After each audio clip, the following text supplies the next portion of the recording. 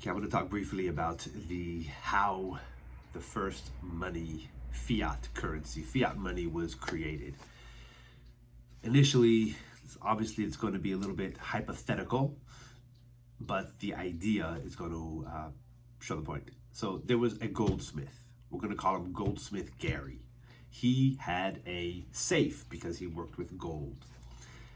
Dan, who was a depositor, Dan the depositor, he basically was somebody who had gold. He needed a safe place to store his gold. So what did Dan do? Dan went to Gary and said, "Hey, Gary, Goldsmith Gary, would you hold on to my gold for me? Keep it in your safe. I'm worried somebody might come and steal it. It's heavy to schlep around. So could you hold on to my gold for me?" Gary said, "No problem." Gary took Dan's gold, put it in a safe, and he wrote out receipts for the gold.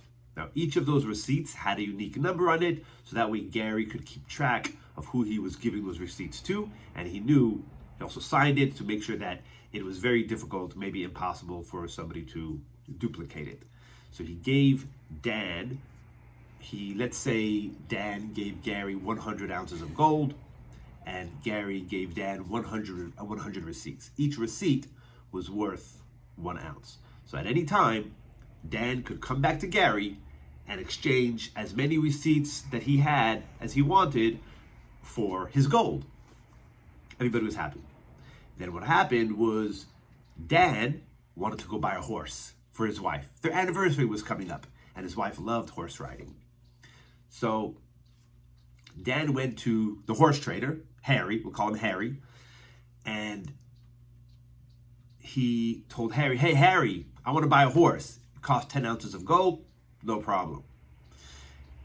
Dan said, "Hey, look, I can run down to Gary and get some gold for you and give you the physical gold, but I have here these receipts that basically say on it, and you also know Dan too, and you know Gary, excuse me." Dan told Harry he knows Gary. They all knew each other. So Harry was comfortable with Dan just giving him those 10 ounces, those 10 receipts for 1 ounce each that Harry could take to Gary, and it's getting confusing all these names, but that Harry could take to Gary and pull out, get the 10 ounces of gold whenever he wanted to. It was more convenient. Harry didn't have a safe. Harry said, "No problem. It's already there, safe inside of the safe. I'm going to take these receipts and I'll pull out the gold when I need to." So at that point, we have 100 ounces of gold inside of the safe, 10 ounces by Harry, and 90 ounces in the receipts. 10 ounces in receipts by Harry, and 90 ounces in receipts by Dan. Everything works out, 100 and 100. Then what happened is you have a developer. We'll call him a developer Doug. Doug comes around and says, "Hey," goes over to Gary, the goldsmith. He says, "Gary, I'm going to build a building. I need some money. I need to pay my workers. Do you have any money that you can lend me?"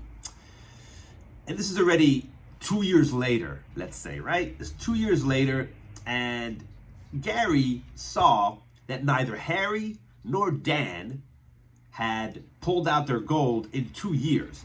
And what else? Furthermore, he saw that people were transacting, people were doing business, buying and selling, not with the actual physical gold, but rather just with the receipts that he had issued.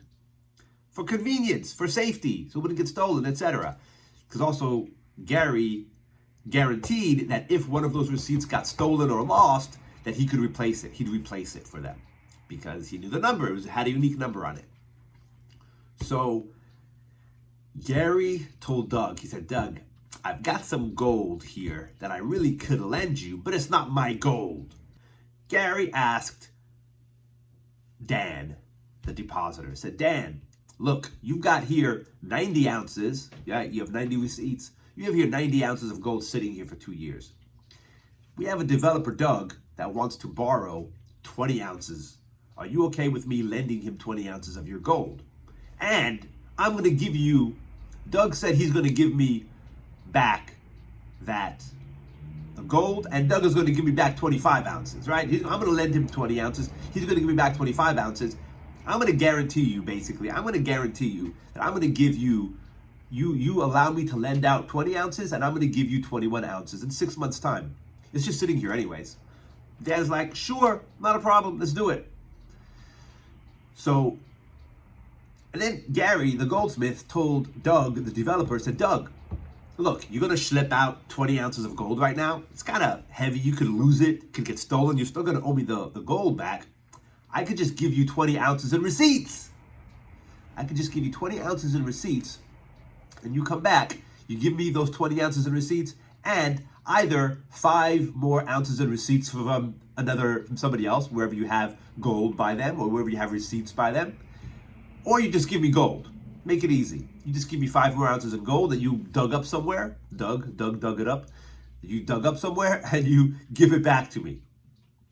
Doug's like, good deal. If I lose it, if it gets stolen, the receipts, then you'll replace it. Perfect. Give me the 20 ounces of receipts. He already knew he was going to give those to the workers, and they were going to be fine and happy with it. And then in 6 months' time, Doug was going to give that back because Doug was going to make some money off the building, going to sell the building.